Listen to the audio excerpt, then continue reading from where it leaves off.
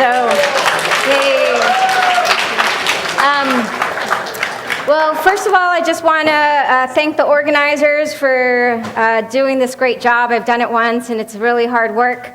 And it's been a little bit since I've been at DEPConf, and it's really so nice to be back here.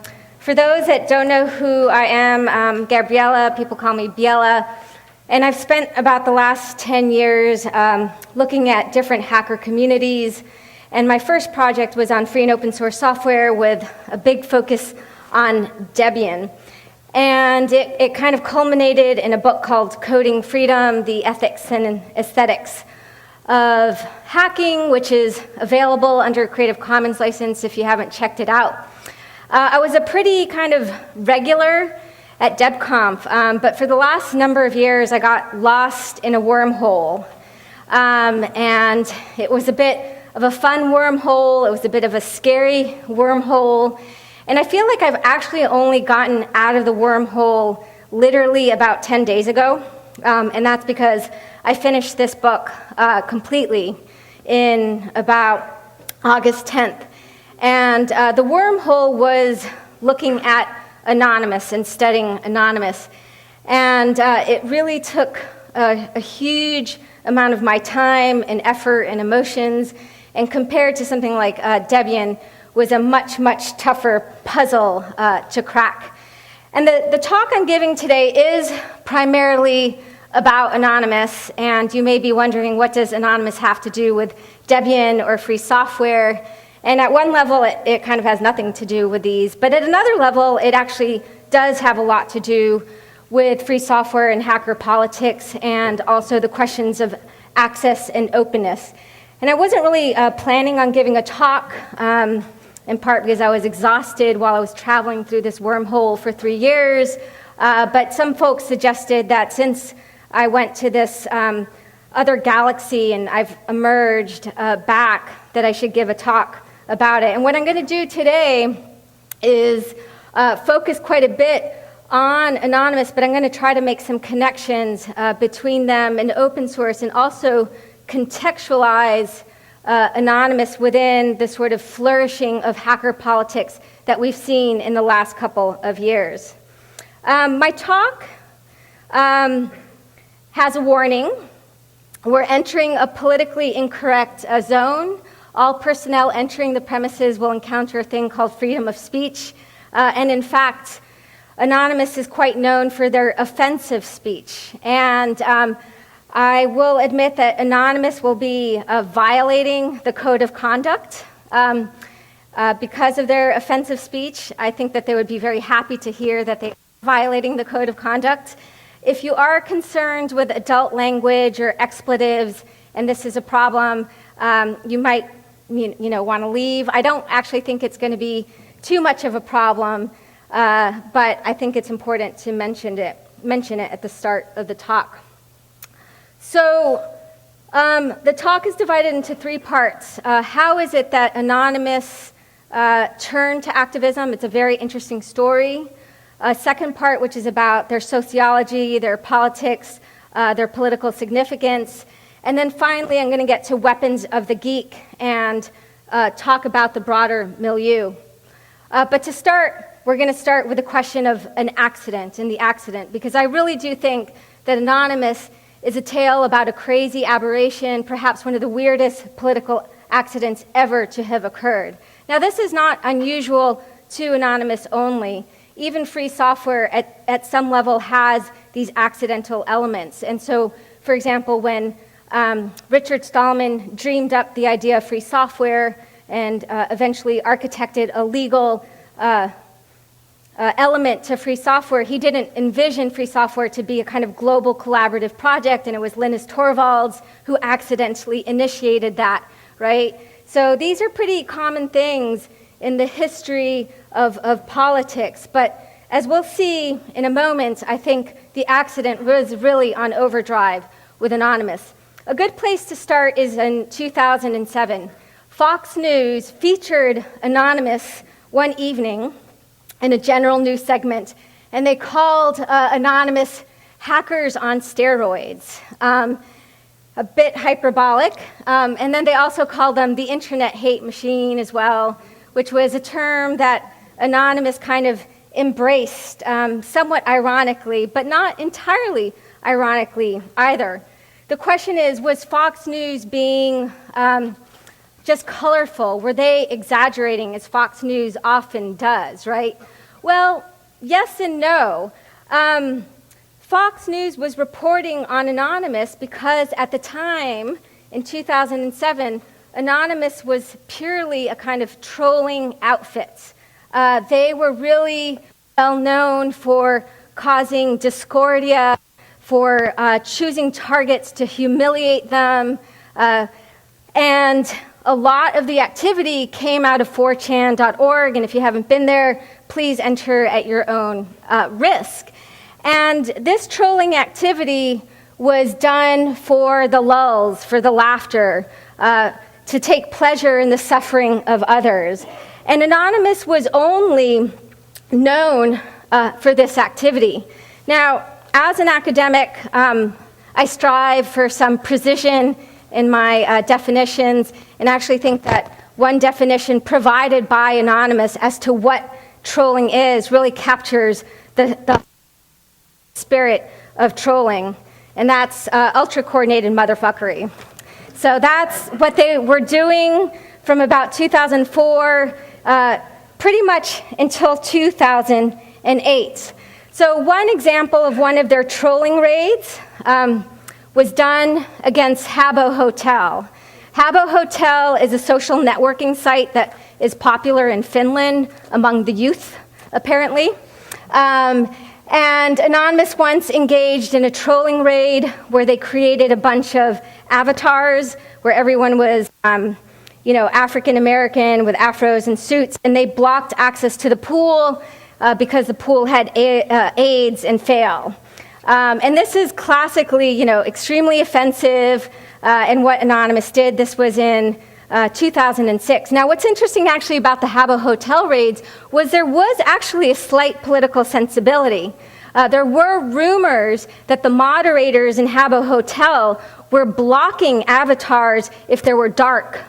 So they were using very offensive means to protest Habbo Hotel. But it was primarily about trolling. So now let's fast forward to today, literally today, last week, when Anonymous is now a name used primarily to instigate revolution, protests around the world.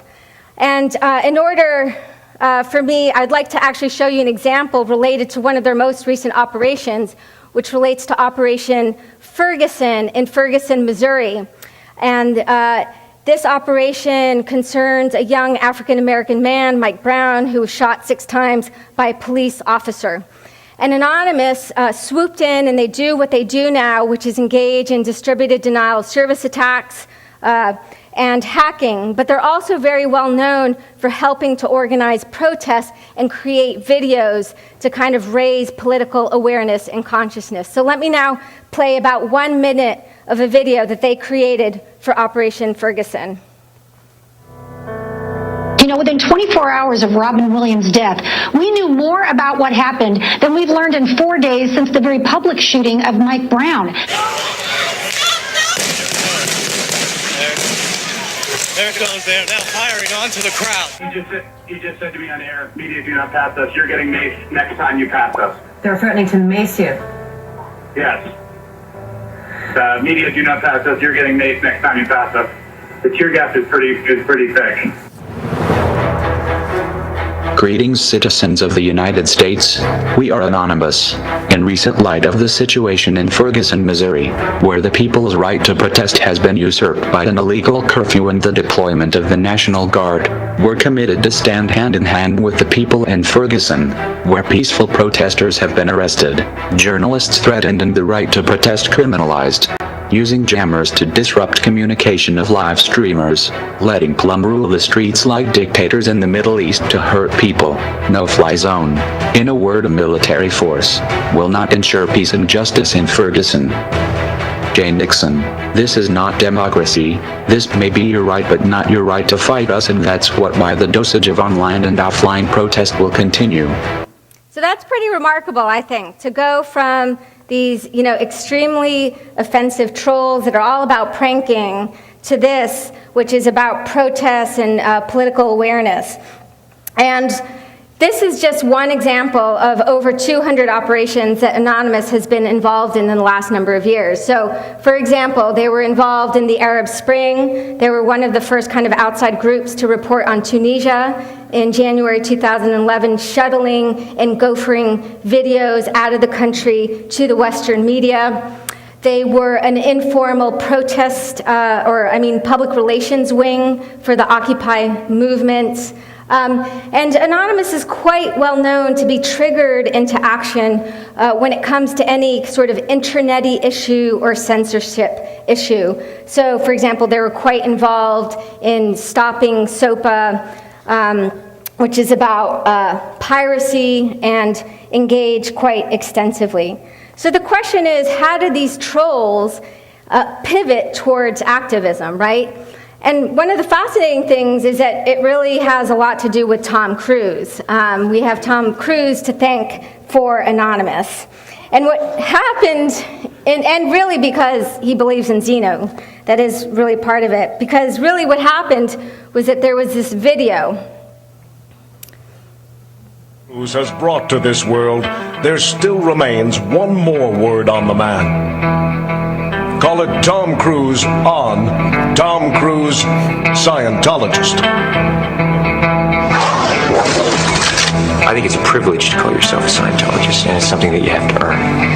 And because a Scientologist does, he or she has the ability to create new and better realities and improve conditions. Being a Scientologist, you look at someone and you know absolutely that you can help them.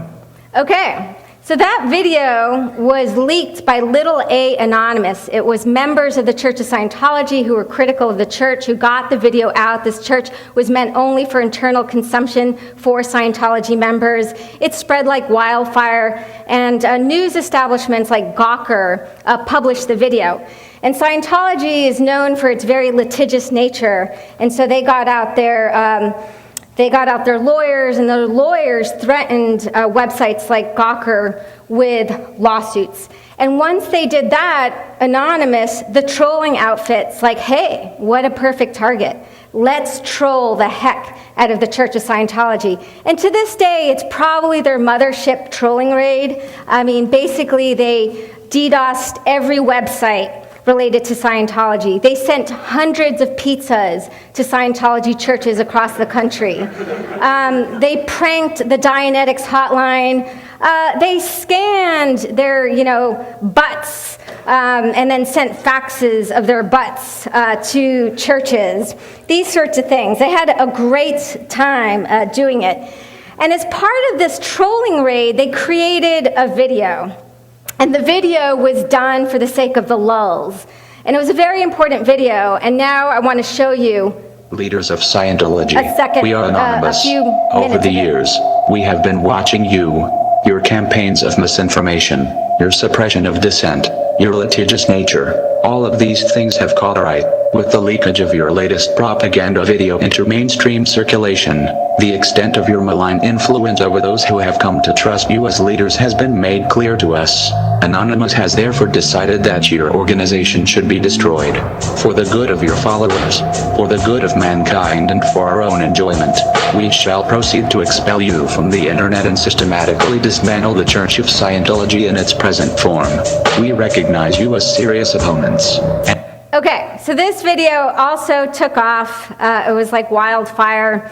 And the interesting thing is that within Anonymous, it helped spur a debate. And the debate was, shall we stay faithful to our madcap roots and continue to be these, gnarly internet trolls, or should we actually earnestly protest the Church of Scientology? I mean, this is truly a debate that started to happen after this video, and after some critics of the church also said, hey, you guys are kind of powerful. Why don't you jump aboard this ship of kind of protest and activism.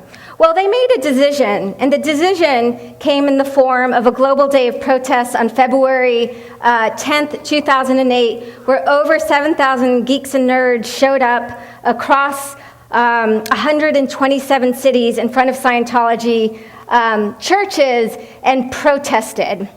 And it was really interesting. I went to the protests in New York City, and it was pretty clear that, first of all, a lot of these internet nerds came from 4chan, and 4chan truly is kind of anonymous, and they just wanted to meet other kind of people from 4chan. But on the other hand, what also happened was that the media validation that they got, as well as just the feeling of empowerment when you kind of hit the streets, was enough to constitute a new activist project, a long-term activist project. And it went by the name of Operation Chanology. And this was the kind of name of the anonymous operation that started to earnestly target the Church of Scientology, and people from Anonymous every month started to protest the church. Now is time for a slight detour. How is it that I kind of got involved, right? These things were happening, but why was it that it caught my attention? Well, I'm going to confess, I myself have had a relationship with Xenu. And it happened in 2007 when I ended up at the University of Alberta for a postdoc. And I found out that the largest Scientology archives in the world are housed in this university. And I was like, oh, this is wonderful, because during my research with free and open source software hackers, a number of people had told me that they were involved in protesting the church in the 1990s, and that they had released secret church documents, and that in fact, the very issues I was interested in, copyright and trademark, were actually explored because of the battles that occurred in what is humorously referred to as Internet versus Scientology. And there was a very popular Usenet group in the 1990s that circulated secret church documents, and Scientology went after its critics in a very kind of hardcore fashion. And here I was at the University of Alberta, and I was studying these early battles, but I was actually quite secretive about the project because, you know, Scientology is and was a little bit creepy, and they went after academics and journalists.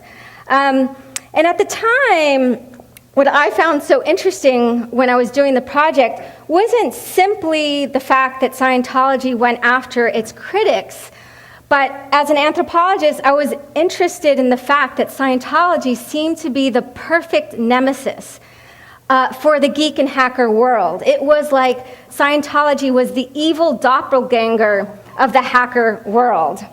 Now, I'm going to now offer you one tiny morsel from Scientology that I think will prove very immediately what I mean by this. Hackers have a very particular relationship to science and technology. And Scientology is a religion about science and technology whose relationship to technology could not be more different than the way that hackers treat technology. So I'm going to show you a document called Keeping Scientology Working, which one might say condenses, again, the view that Scientology takes on technology. So Keeping Scientology Working consists of getting the correct technology applied, consists of having the correct technology, knowing the technology, knowing it is correct, teaching correctly the correct technology, applying the technology, seeing that the technology is correctly applied, hammering out the existence of incorrect technology, knocking out incorrect applications, closing the door on any possibility of incorrect technology, and closing the door on incorrect application. And this is, done with no irony whatsoever, right? This is the truth. And so what was really fascinating to me was the way that, geeks and hackers in the 90s had found their perfect nemesis. And so when Anonymous came into being, I was like, oh, this is proves my thesis that once Scientology goes after this population, there is this true enjoyment in protesting your nemesis. So I decided to start following Anonymous.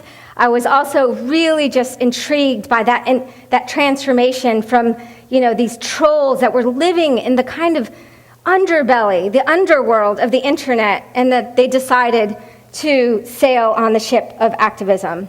So let's now fast forward to 2010.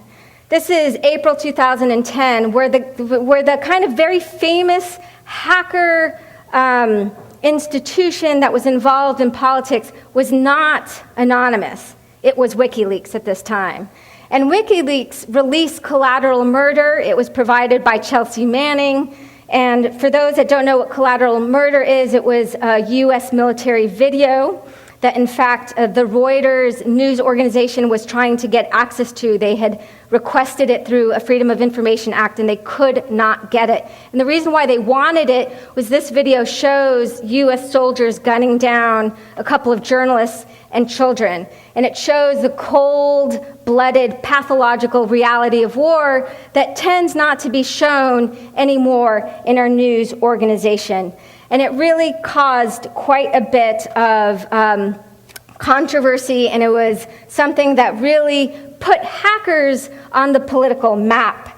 At this time, Anonymous was geopolitically insignificant. Now, let's now go to the fall of 2010, September. There was something by the name of AnonOps, which is it eventually became an IRC server. And what happened was Chanology was still protesting the Church of Scientology. There was still some trolling under the name of Anonymous, but a new wing, a new node came into being. And what was interesting about this new node was, first of all, it wanted to defend file sharing and piracy. That became its issue of choice. But the more significant innovation was that they started to use digital direct action in the form of hacking and distributed denial of service attacks to make their political points. These were tactics that were dropped by Chanology. Chanology really stayed within the legal domain. Now, how they came into being was also very much like that accident I just told you about, and I don't have time to go into the details, but I do go into it in my book. But very soon after the constitution of AnonOps, they come to intersect with WikiLeaks, and it has to do with Cablegate. So Cablegate is when WikiLeaks releases diplomatic cables, again provided by Chelsea Manning. It really causes this huge firestorm. The US government pressures financial organizations like MasterCard and PayPal to block WikiLeaks. It was known as the banking blockade. Amazon also pulled the plug on services. And AnonOps, this new wing, comes in support of WikiLeaks and basically initiates the largest distributed denial of service protest in the history of the web. So freedom of expression is priceless. For everything else, there's MasterCard, right? And what is really amazing about this moment, well, there's a couple of things. First of all, it was also a bit of an accident. I'll tell you what it was very briefly. AnonOps was only going to mirror WikiLeaks, like many other geeks and organizations were doing. But someone went ahead and DDoSed PayPal. They probably had access to a botnet. They did it. And then someone in the secret cabal, because there's many cabals in Anonymous, decides to claim that DDoS as AnonOps. And so he went to a blogger and said, that was us. Let the world know that that was us. And then this guy goes back to the little cabal who actually makes decisions through consensus, and everyone is livid. They're going to shred him to pieces. They're like, that wasn't us. We did not make this decision. We're just mirroring WikiLeaks. And then this savvy, clever person said, hey, that ship was sailing. I wanted to jump on that ship. Come on, the media's all over this. Let's just say it was us. And then finally they're like, yeah, let's say it was us. And then they decide to kind of claim it their own and also do a lot more DDoSing, right? Again, imagine if that had never happened. And this was quite significant because this detached Anonymous from questions of file sharing. Also, what was quite interesting was that the DDoS was really only made possible by very cheap botnets that these hackers were renting or had control of. But thousands of people were angered at this blockade, and so thousands of people also joined this IRC channel. There was 7,000 people on one channel. That's a lot of people. There was over 100,000 people who downloaded low orbit ion cannon, which was a tool that you can use to contribute to the DDoS. It wasn't necessary, and a lot of people got in a lot of trouble for using it, but it showed or made palpable the kind of widespread discontent that people had with what the government and corporations had done. It was after this that things got really interesting with Anonymous. First of all, this was the architecture that Anonymous took. It began to look like a hydra. There were competing political nodes with different political cultures. There were regional nodes in Italy, in India popping up. It really became a complex geography. And then the other interesting element was that Anonymous became anonymous everywhere. This was the time where, along with WikiLeaks, they got involved in Tunisia, Zimbabwe, Egypt, Venezuela. It was unbelievable, the fountain of activity that was coming out of Anonymous. And following them basically became my life not 24 hours a day, but when I was awake, and thankfully I was on sabbatical that year, otherwise my teaching would have suffered quite a bit. So then, just very briefly, Anonymous mutates a lot, it changes, and two of the big changes were in May of 2011, a number of the hackers who did a lot of the political, technical work decided to break away and form a group called LulzSec. And the reason why they broke away was Anonymous had become so associated with activism that if they did hacking that didn't have a political purpose, people in Anonymous would get upset. So they decided to break away with their own little group where they would hack for the lulz, for the fun of it. And they went on a 50-day hacking spree and hacked AT&T, Sony Pictures, a bunch of video game companies. And it was interesting because even though many of the hacks had no overt political purpose, they were enacting a politics of transgression. They were also demonstrating to the world the crappy state of internet security. And they were a little bit like a performance troupe as well. They disbanded at the end of June, and then soon after, through some leftover members, created the group Antisec, which, unlike LulzSec, became a militant hacker group. Militant in the sense that on Fridays they would try to target the government, for example, and the hashtag for their dump was fuck FBI Fridays. On Mondays, it was, Monday military meltdowns, right? Like they were really just trying to target governments and security firms, and they really went on an unbelievable hacking spree. Now, I can't go into detail about all the operations under the banner of Anonymous or LulzSec or Antisec, but to give you a flavor of what Anonymous does and how it does it, I would like to just go in depth for a second in one operation that I think is representative of the different tactics that Anonymous uses, and it's Operation BART from August 2011. Now, this happened after BART officials decided to basically shut off cell phone access in their stations because local activists were protesting BART and the police after Charles Hill, a homeless man, had been killed by a police officer. And so they were protesting. BART is the Bay Area Rapid Transit, sorry. And they were protesting the killing of Charles Hill, the local activist, and the Bay Area Transit was going to shut off cell phone access for the second protest in the hopes of quelling protests. So Anonymous is like, oh, censorship, we're going to get involved. A small team called the Cabin Crew initiates it. AnonOps gets quite involved. Like they often do, what they do is engage in an organized street protest. This actually is not from the first protest. This is the year anniversary, but I just like the picture, and it's also paying homage to another man who had been killed before Charles Hill. But they also, some people took the initiative. This was also during the protests, and I guess the point I was going to make with this is that though many of their tactics are legal, they like to retain their abrasive screw you edge. And I think that this is a perfect example of that.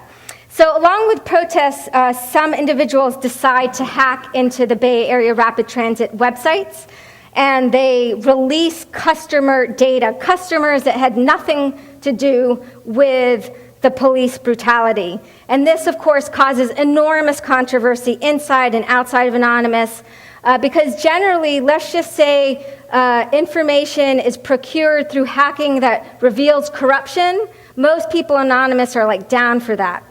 If hacking has collateral damage, there's a few people who decide to move forward with it for the purposes of media attention. This lands them literally on CNN.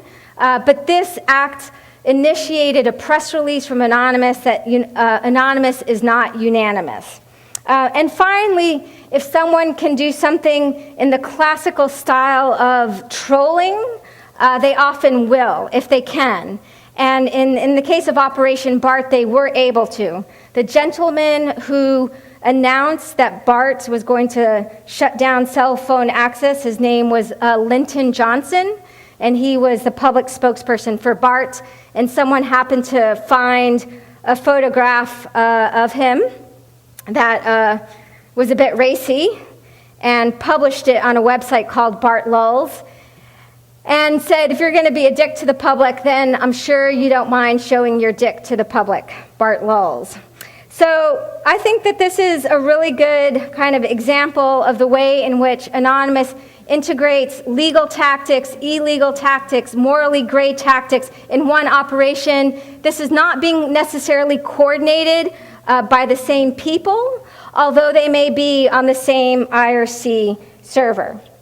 Okay. Now I just want to move away from their history and talk a little bit about their kind of sociology and their political significance. I don't have time to go into this, so I'm going to skip that. So initially it was quite fun to study Anonymous. It was quite pleasurable. It really is an unusual, subversive, subcultural world. But eventually, this was definitely not a mother-cracking game. With over 100 arrests around the world, there were about 24 people in the United States who were arrested with numerous convictions. And it's so significant, the number of arrests, again, in North America and Europe and much of the world, that a number of the lawyers who are representing people from Anonymous have called this moment the nerd scare. That is something like the Red Scare, where the US government went after and demonized communists during the McCarthy era. And I would like to mention it's not simply just Anonymous that is targeted as part of this nerd scare. I think a great example of this is Peter Sunde, who is part of the Pirate Bay, who's currently in jail in Sweden, serving a year sentence simply for running the Pirate Bay. With Anonymous, if you're going to have arrests, it also means that there's a lot of snitches that are obviously going to be within Anonymous. And one of the most famous was this fellow here, Hector Monsegur, who is better known as Sabu, who was part of LulzSec, who had been arrested in June, and the day of his arrest, he flipped and became an informant. And he was really pivotal in catching a lot of the hackers who were arrested in the United States and the UK. Probably the most significant of all of them was Jeremy Hammond, who is currently serving a 10-year sentence for hacking many kind of American corporations. So that's obviously something that's part of the sociological landscape. But what has been interesting is that even though there's been major arrests, even though there's snitches everywhere, Anonymous has not been entirely stopped. They're quite strong and going strong. And I decided to kind of make a list of ingredients that kind of can help explain the secret sauce of Anonymous's success, and here it is. So I think part part of the reason they're successful is because they have bold and recognizable Hollywood aesthetics. There is a really kind of strong participatory open thrust in Anonymous, which I'll get to. They function like an anti-brand brand. There's a lot of mystique and misinformation that helps create a drama so people want to follow them. They land a tremendous amount of media attention, but I think the most important has to do with their unpredictability. And in fact, if there was one word, if I had to pick one word to describe Anonymous, it would definitely be mercurial. They're changeable, volatile, fickle, flighty, erratic, animated, lively, sprightly, quick-witted. These kind of characteristics really capture what Anonymous is about. And what's interesting is that I don't think that they're random. There's many logics to Anonymous, but they're very malleable and fickle and flighty. And this kind of set of characteristics is not unique to Anonymous either. In fact, if you know about trickster lore, the trickster being figures like Coyote or Anansi the spider or Loki, if you've seen, Thor, the Hollywood film, tricksters kind of embody these characteristics. And in my book, I do a lot of kind of conceptual work of relating the trickster to Anonymous. But these characteristics are really animated by their amazing artwork, which on the one hand is functions like memes insofar as they're stock images that are just tweaked and redone, so a lot of people can contribute. On the other hand, there is a lot of artistry that goes into it, and their videos in particular, as we've seen, whether it's that first Scientology video or the videos that they create for their operations, are incredibly important. Just like with any kind of domain of political organizing, you have to have teamwork, and that is no different in Anonymous. And it comes at many different levels. So, for example, Anonymous is often described as being hackers, hackers, hackers, and hackers, hackers, hackers. And in fact, compared to something like Debian, actually what makes Anonymous distinctive is that many people are not hackers. Many people who show up are students and janitors, video makers, designers, like people with really different backgrounds. And one of the reasons why they've had such a forceful presence is because they're quite good on mediums like Twitter. And one of the biggest activist accounts in the English-speaking leftist world is Your Anonymous News. It's got over 1 million followers, and this is based and predicated on teamwork. They've had up to 25 people behind the team. There's a style guide. There's rules and consensus they have to follow. There's big dramas. They explode. They get reconstituted, right? So that's really important. And then, of course, lulsec, anti-sec. There's a lot of teamwork that goes into Anonymous. Another kind of factor behind their success is their openness. They really combine an open source logic in the context of organizational obscurity or downright secrecy. And I know that this may not seem like a pair that can go together, like how can something be really open and also really secret at the same time, right? And it's because it's two different elements that are in play. So really, Anonymous is this idea that cannot be controlled. It's free for anyone to take. And I think it was really embodied well when Jake Davis, who was known also as Topiary, a member of lulsec, before he was arrested, he tweeted, "You cannot arrest an idea." And this is the only tweet that now stands on that old account.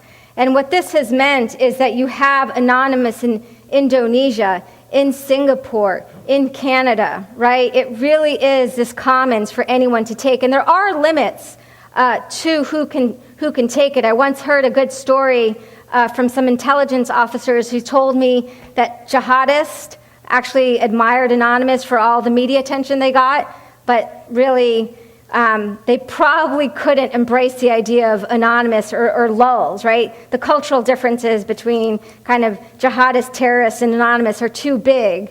So it doesn't mean Anonymous can travel anywhere and everywhere, but nevertheless, it has real wide appeal and can circulate. And I think the most crystallized example of this was when Polish parliamentarians who were protesting the anti-counterfeiting trade agreement, which was being considered in Europe, well, they protested it. And one of the ways that they protested it was by taking the anonymous mask. Now, they weren't claiming to be anonymous, but by this time, the mask had become equated with popular dissent, and again, was a symbol that could travel in many different parts of the world, and it was because no one claims ownership over it. However, the architecture of the actual networks like Anonops is like a maze. It's unbelievably complex. There's cabals within cabals. It makes the cabals in Debian look like child's play in comparison. I mean, to give you one example, there was once a channel that I believe was called Kitten Core, which at first I thought was about cat porn, but it wasn't. And there was another one called Upper Deck. And they had the same exact people minus one person, because at the time they were splitting Bitcoins, and this was a new person, and they didn't trust them. And so for a while, you have like these two channels that are exactly the same minus one person, right? And really, the only reason why I've come to know about many of the cabals is because people were arrested, and they were able to talk freely in a way that they weren't able to do so before. And even though I've written a really big book, I feel like I've only captured like a fraction of this maze, and that's what it really felt like. So now I just want to move to the ethics and politics of anonymity.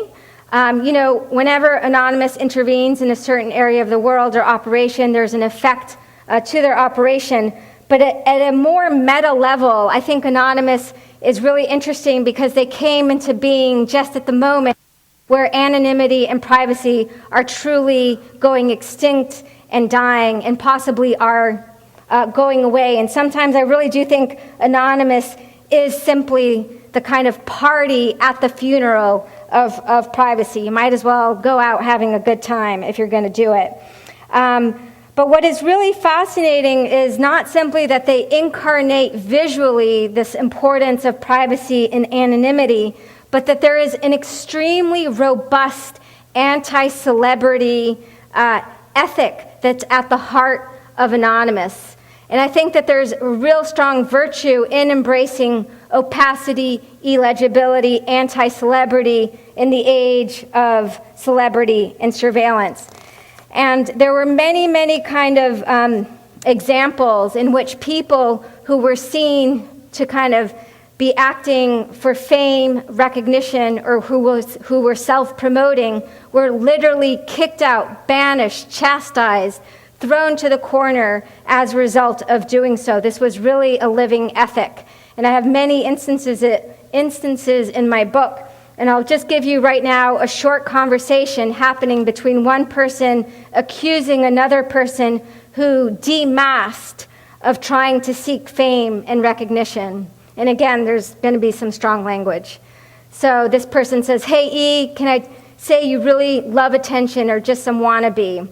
Would be surprised if you're not some faggot fed, just like Sabu, who was this person working as the informant." The other person tries to defend himself, "Say whatever you want, but you'd be wrong." And then this person says, "You're like this other person on Twitter who seeks attention." And so really, this was something that was really incredibly important. Now, another logic of anonymity that is alive in Anonymous actually has a very long heritage, and it has to do with the fact that speaking anonymously is important for the vibrancy of democratic societies, and this has been enshrined in the Supreme Court. Probably my favorite example is captured in an aphorism by Oscar Wilde, who says, "Man is least himself when he talks in his own person. Give him a mask and he'll tell you the truth." But I think that there is a pretty strong sentiment as well that Acting anonymously is cowardly. This is something I hear quite a bit sometimes when people are critical, but I actually disagree. I think that there's good political reasons to try to protect yourself. And I think at its best, anonymity puts the attention on the message rather than the messenger.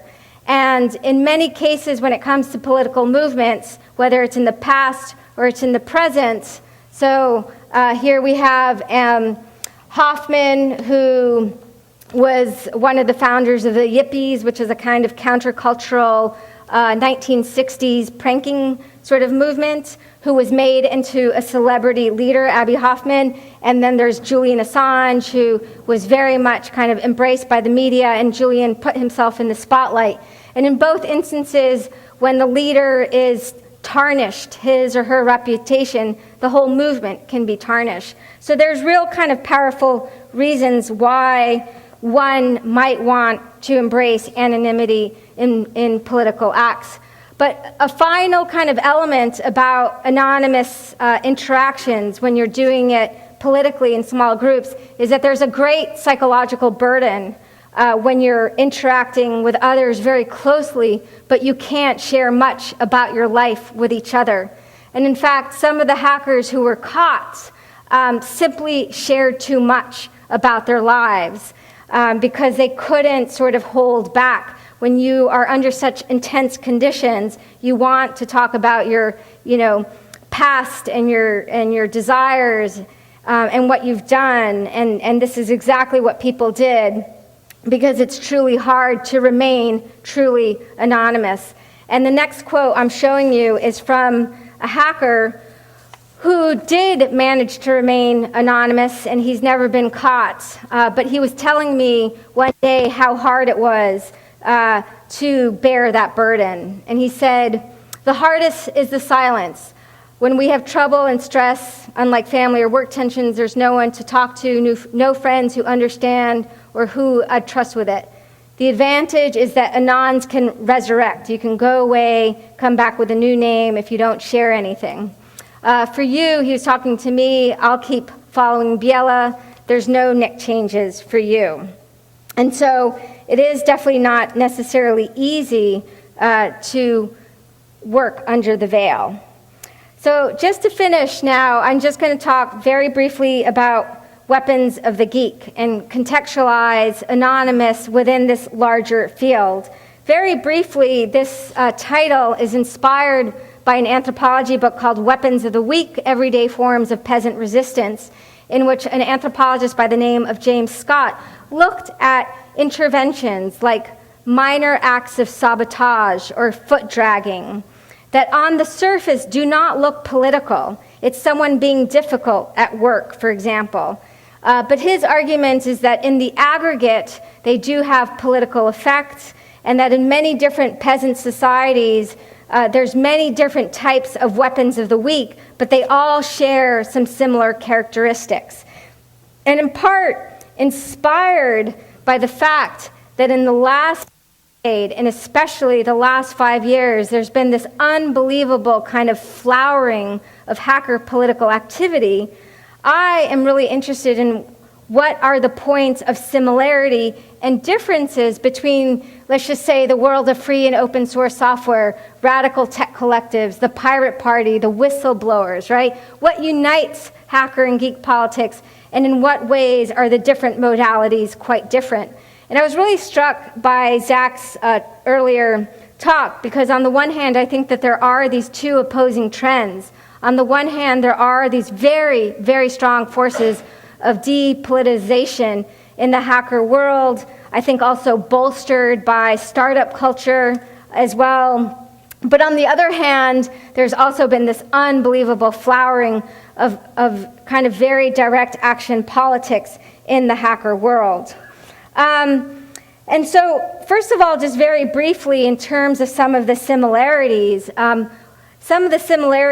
or not so much similarities, but one way to account for the fact that we have a kind of explosion of hacker politics today has to do with the fact that courage is contagious, right? You have these very dramatic acts, such as what Chelsea Manning did, giving all this information to WikiLeaks, and what Julian Assange did. And that literally inspired Jeremy Hammond in Anonymous to return to political hacking. We know probably that Edward Snowden was at least partly inspired by what came before him, right? So these very visible acts, and this is very different from weapons of the week, which are very invisible. Hacker politics, weapons of the geek are very visible on the other hand. And this visibility has allowed for this kind of courageousness to be infectious. Now, I think there's about a half a dozen characteristics that help explain some of the different connections between something like the Pirate Party, the Pirate Bay, Debian, and Anonymous. And don't worry, I'm not going to go into all 6 of them, but I'm going to mention one of them.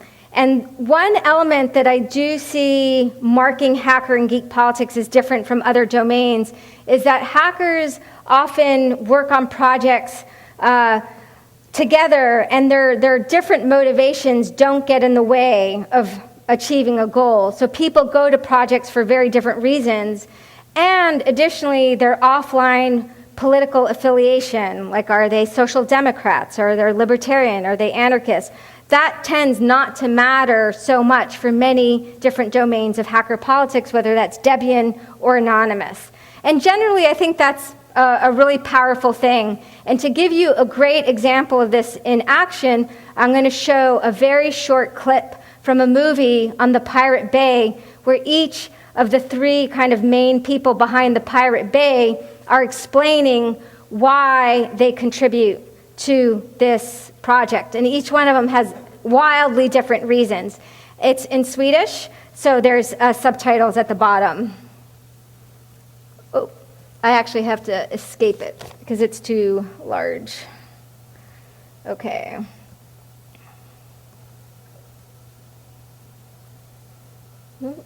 Sajten är en helt tom sida som skapas av användarna själva. Och vi lägger oss inte i vad som finns på den. Nej. Det vill säga yttrandefrihet. Ja, jag skulle snarare betrakta det som från ett rent tekniskt perspektiv, att det är en ren förmedlingstjänst. Förmedlingstjänst? Ja. För kommunikation? Ja.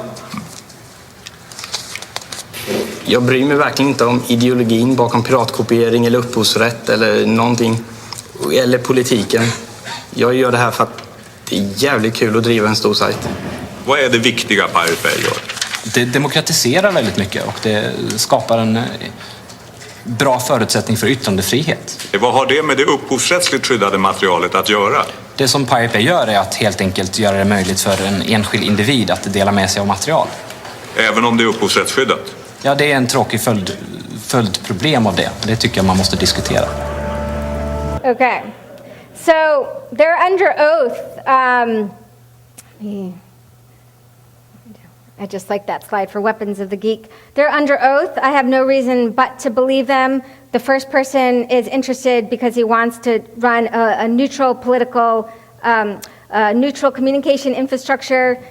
And by the way, Anakata is another person who's been caught up in the nerd scare. He was in solitary confinement for quite a while. I'm not even completely sure why he's in jail, but he's someone else who's in jail. The middle person is into it because it's fun, and then Peter Sunday is like, this is political for me. And I see that in many different domains of hacker action, you have that kind of extreme flexibility and malleability, and I actually think that this is generally a really positive thing. But there are some limits to it as well at times, and this is what I'm gonna, I promise, finish with. You know, I think it's really interesting with weapons of the week, geek. You have these very different domains, like free software, like Anonymous, like whistleblowing, and there's these amazing moments where they cross-pollinate. And I'm going to show, to finish, a video by Edward Snowden, who basically videoed into hackers on planet Earth. And he basically pays massive homage to free software and Stallman, and he talks about the importance of creating technological tools for the fight against surveillance. And basically, he's issuing a call to arms. And the question now is what free software developers, what Debian is going to do in response. And there seems to be a strong need to bake in security defaults that provide enhanced privacy to protect and enable things like crypto so that governments cannot so easily snoop on the population. And I think that this is a really important call, but one of the things is that this can't necessarily arise magically, but needs to be a kind of concerted effort, if not for a whole project, at least a team in a project in order to make it happen, where basically different motivations need to align in order to make it happen. But again, what I really like about this final video that I'm going to show is that different areas of hacker politics do cross-pollinate, do come together, do speak to each other. And again, Snowden is a perfect example, but the limits or the problem is that he's just an individual who did a tremendous amount by exposing this kind of blanket surveillance and the kind of close relationship between corporations and governments. But he's very well aware that there are armies of geeks and hackers, and it is they who can finish the kind of job that is necessary to restore privacy. If not, we're definitely just going to be at the party, at the funeral of anonymity and privacy. So to finish, I'm just going to play the video, and then I realize I've gone over time, so we can just break it up. But if people have any questions or comments, I'll definitely be around afterwards. Topic, and I think when we talk about whether or not the government begins going after journalists, this is the real sticking point for me, because in terms of my political philosophy as it relates to technology here is, I would say, almost Stallman-esque. When we think about free software,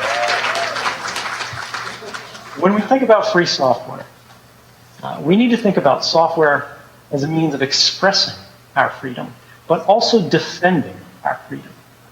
Governments rely on the same technologies we do. They adopt the same standards. They use the same products.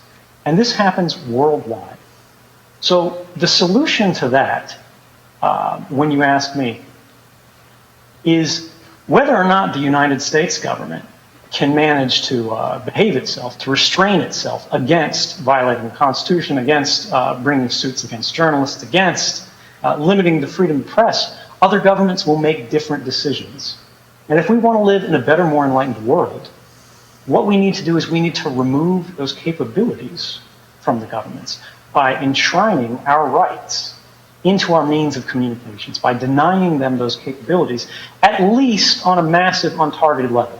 Because, you know, you can't pitch a 0 day at every mobile phone and every computer that's out there, or it's going to get caught. It's going to get caught by a researcher, and it's going to end up on, The Verge, Ars Technica, or any one of these other sites. And there's going to be a post-mortem of their malware, and it's going to be reused and repurposed. They're going to find it out, and they're going to trace back to you. But governments can still pursue their legitimate needs for law enforcement, for intelligence collection, on a targeted basis by using those 0 days only when they are the least intrusive and essential means of getting... Okay, so he goes off a little bit, but I just wanted to end there and just thank everyone for the work they do. And again, I'm going to be here all week, so if you have any questions or comments, I'm happy to engage and take them. Thank you very much.